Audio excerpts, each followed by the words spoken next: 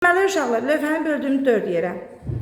Axırıncı dəfə feilin təsriflənməyən formalarını sizin üçün izah edirəm ki, başa düşəsiniz. Feil olan hissədə yalnız feil yazmışam. Məsələn, arıqla.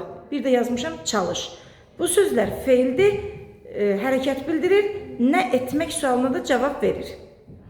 İkinci hissədə sifət yazmışam uşaqlar. Fikir verin. Sifət necə sualına cavab verir? Arıq. Necə arıq? Düzdür? Arıq adam.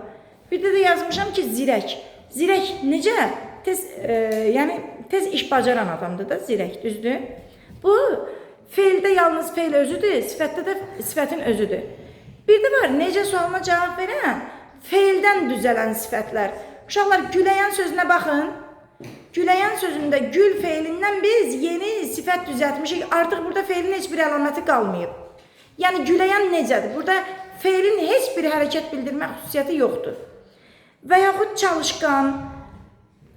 Çalış feilidir. Çalışqan sözündən. Biz çalış feilindən sifət düzəltmişik. Çalış feili artıq heç bir xüsusiyyətə malik deyil. Feilin heç bir xüsusiyyəti qalmayıb burada. Çalışqan necə? Yəni, çalışqan sözündə hərəkət yoxdur. Sürüşkən sözü də belədir. Ağlağan sözü də belədir. Ağla feilindən ağlağan necə? Sifət düzəltmişik. Feil yoxdur burada. Düzdür?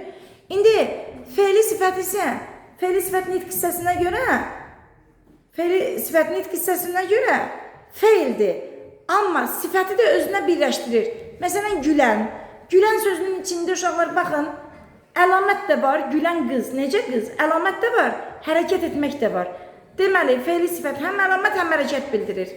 Hərəkət bildirməsi feilə aiddir, əlamət bildirməsi sifətə aiddir. Çalışqan sözünə baxın. Yenə də çalışqan necə?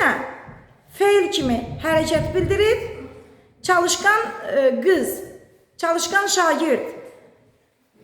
Bu feili sifət deyil, amma çalışan şagird isə bunun içində həm feil var, həm də əlamət var. Fikir verirsiniz orada, yəni sifət kimi. Sifət kimi necə sualına cavab verir? Feil kimi inkar olur. Çalışmayan, gülən, gülməyən. Yəni, mən bu təsriflənməyən feillər haqqında bu anlayışı sizə çatdırdım. Ona görə ki, siz ayırt edə bilərsiniz. Feili sifətin içində feil və sifət var. Feildən düzələn sifətin içində isə yalnız sifət var. Sifət də bir nitq hissəsi kimi ayrıdır, feil də ayrı bir nitq hissəsidir. Bunların birləşməsi feili sifəti yaradır. Amma feildən düzələn sifətin içində isə qətiyyən feil olmur.